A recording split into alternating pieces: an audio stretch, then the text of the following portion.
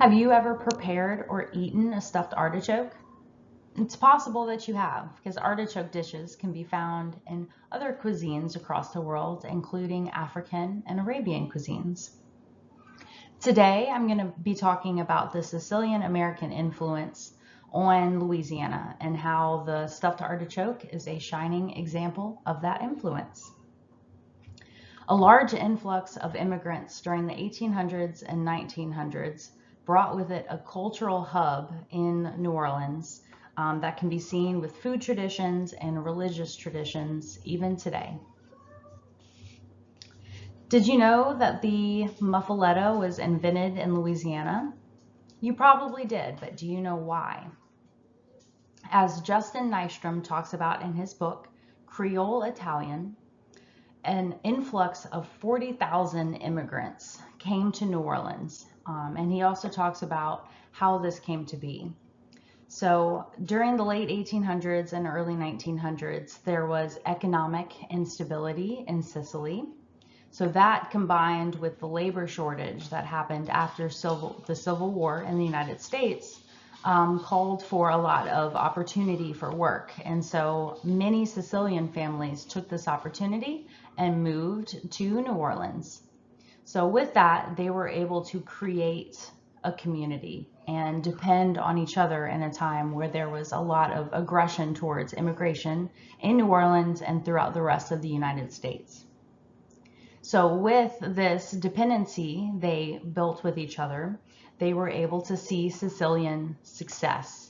So that's why we're able to see so many traditions ingrained with New Orleans culture today. Part of the reason why the stuffed artichoke is a cultural tradition that lives on is because Louisiana has a similar climate to Italy with a mild Mediterranean climate. So we are able to grow artichoke here.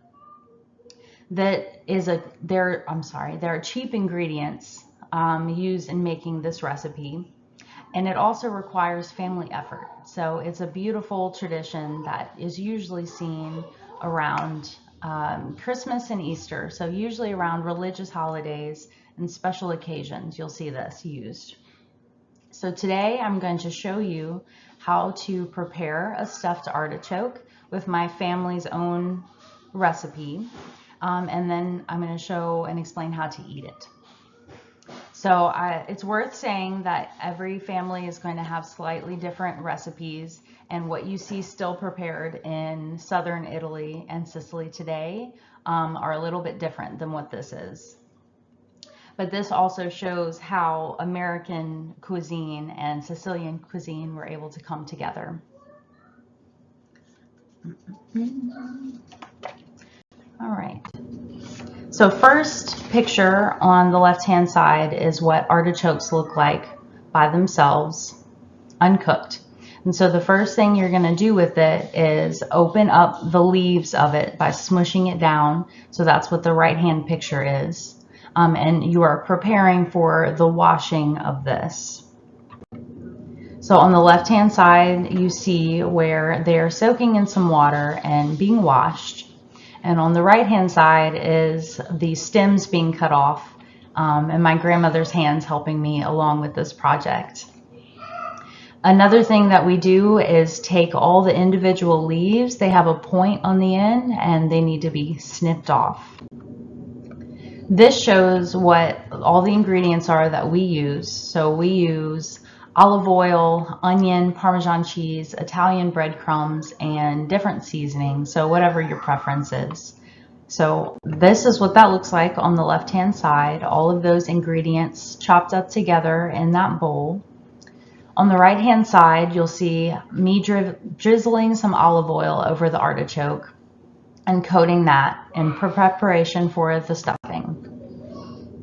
All right, on the left-hand side, you can see my grandmother's hands. Once again, she's stuffing each individual leaf around the artichoke. On the right-hand side, you can see the fully stuffed artichoke, and you're going to top that off with some more olive oil. Now, this is where my grandmother's preferences really come into this recipe. She likes to put green beans and potatoes in with the artichoke. However, that is her personal preference.